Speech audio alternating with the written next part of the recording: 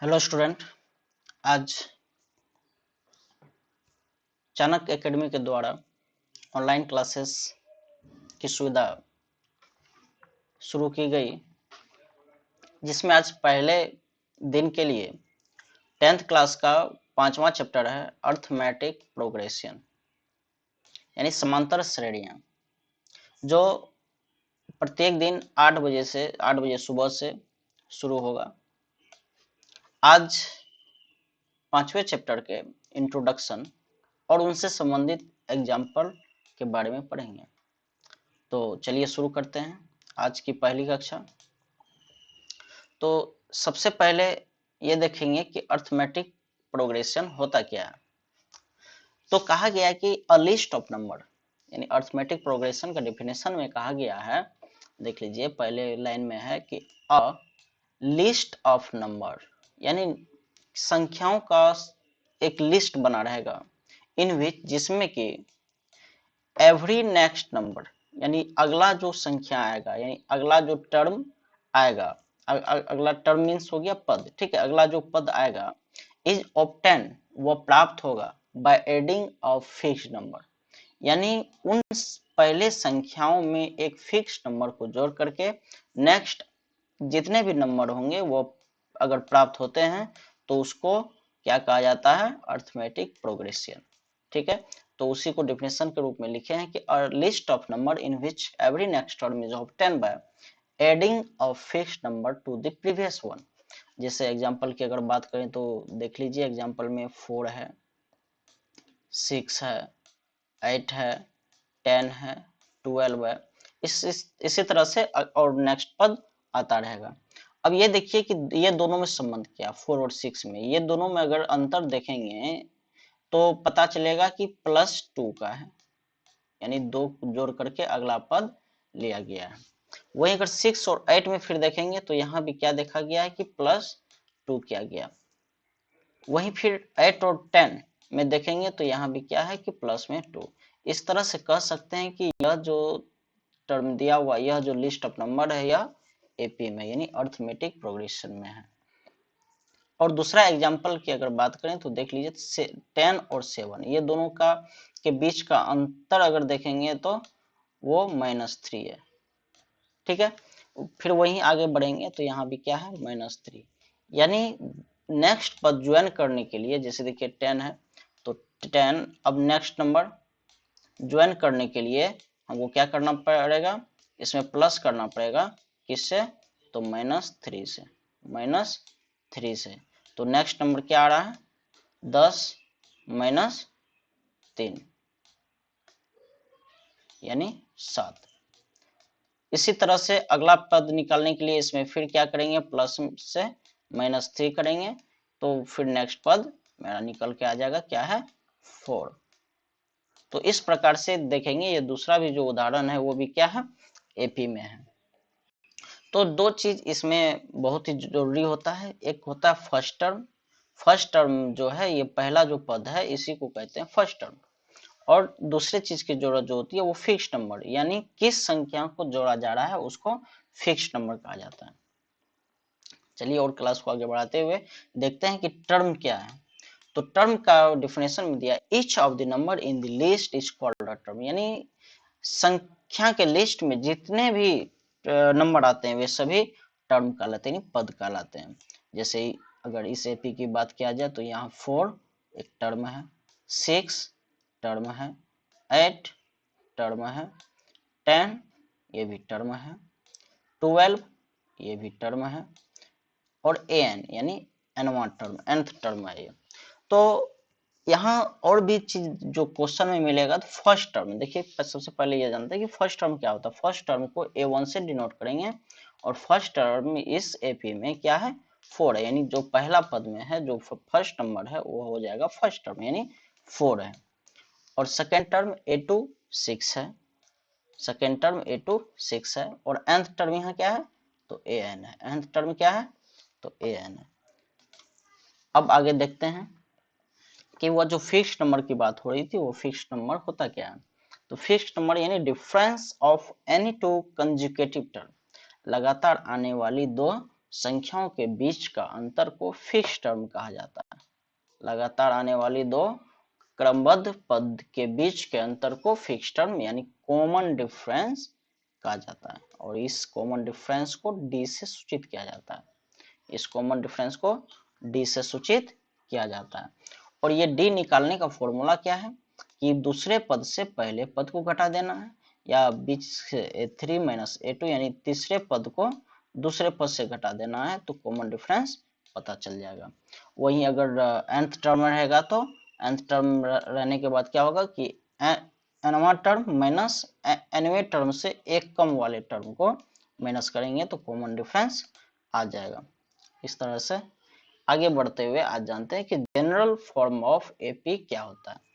तो general form of AP यानी AP को अगर पहला पद दे दिया जाए और डी भी दे दिया जाए तो हम एपी किस तरह से बनाएंगे, तो इसके लिए क्या है, तो फर्स्ट टर्म जो एपी का होगा वो ए तो होगा ही, और दूसरे टर्म के लिए हम क्या करेंगे, उस ए में डी जो दिया हुआ रहेगा उसको जोड़ देंगे। तो क्या देखें कि एपी बनाने के लिए दो चीजों की आवश्यकता होती है, एक पहला पद, दूसरा सार्वंतर यानी कॉमन डिफरेंस। इस तरह से तीसरा पद निकालेंगे तो a प्लस 2d होगा। वहीं अगर चौथा पद निकालेंगे a प्लस 4d। वहीं अगर कह दिया nवां पद निकालना है तो a plus n minus 1 into D. For AP first number and fixed number both are required, यानी एक एपी के लिए दो चीजों की जरूरत होती है, पहला नंबर यानी फर्स्ट नंबर जिसको फर्स्ट टर्म भी कहते हैं, और दूसरा फिक्स्ड नंबर जिसको हम लोग कॉमन डिफरेंस कहते हैं। ठीक है, अब आगे बढ़ते हुए जो पहला क्वेश्चन है आपके एग्जांपल में उसको देखते हैं। तो दे दिया है कि फॉर द एपी के लिए 3/2 यानी 3/2 और 1/2 1/2 माइनस 1/2 माइनस 3/2, इसी तरह से आगे बढ़ते हुए राइट द फर्स्ट टर्म।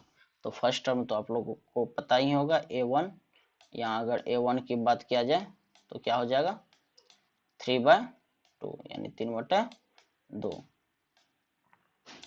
वही अगर a2 की बात किया जाए तो a2 हो जाएगा क्या 1/2। ठीक है, अब क्या है कि एंड फर्स्ट टर्म ए तो आ गया, एंड द कॉमन डिफरेंस यानी डी निकालना है। तो डी इज इक्वल टू क्या हो जाएगा a2 minus a1 a2 minus a1 इसको अगर निकालें तो a2 कितना है 1/2 माइनस 3/2। अब ये डिफरेंस ऑफ फ्रैक्शन हो गया, तो 2 कैल्शियम 2 आ गया, 1 माइनस 3 यानी कि -2/2 तो इस तरह से जो है आपका नेक्स्ट एपी का फर्स्ट टर्म निकल गया, उसके बाद कॉमन डिफरेंस यानी डी निकल गया, जो निकालना था वो निकल गया। और आगे अगर इसका देखते हैं तो कहता है अगला क्वेश्चन है कि which of the following list of numbers form an AP. कहता है दी हुई लिस्ट में से, संख्याओं की लिस्ट में से कहता है form an AP if they form an AP write the next two term. अगर यह एपी में है, ये जो एपी में संख्या दिया हुआ है अगर ये एपी में है तो उसका फर्स्ट टर्म और अगला जो है इसका नेक्स्ट 2 टर्म निकालना है। ठीक है, नेक्स्ट जो है इसका 2 टर्म निकालना है। तो चलिए निकालते हैं। तो पहला नंबर का अगर क्वेश्चन देखेंगे तो पहले नंबर में क्या दिया है 4 10 16 एंड 22। अब इसका हमको अगला 2 नंबर निकालना है, ये अगला 2 नंबर में क्या होगा वो देखेंगे। तो यहाँ सबसे पहले देखेंगे कि a1 कितना है, a1 यहाँ कितना है 4 है, a2 कितना है A2 कितना है 10 है, A3 कितना है A3 है 16। अब इसका कॉमन डिफरेंस निकाल के देखते हैं, यानी D1 निकाले, यानी पहला सार्वंतक निकाले तो A2 माइनस A1 हो जाएगा, यानी 10 में से 4 जाएगा तो कितना आ रहा है 6 आ रहा है।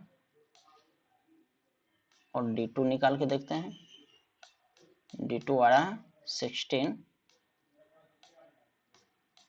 माइनस 10, यानी ये भी 6 आ रहा है।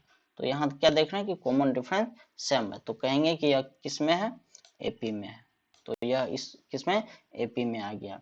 अब यहाँ देखिए A1 ये आ गया, A2 ये आ गया, A3 ये आ गया, और ये A4 में कितना दिया हुआ है 22।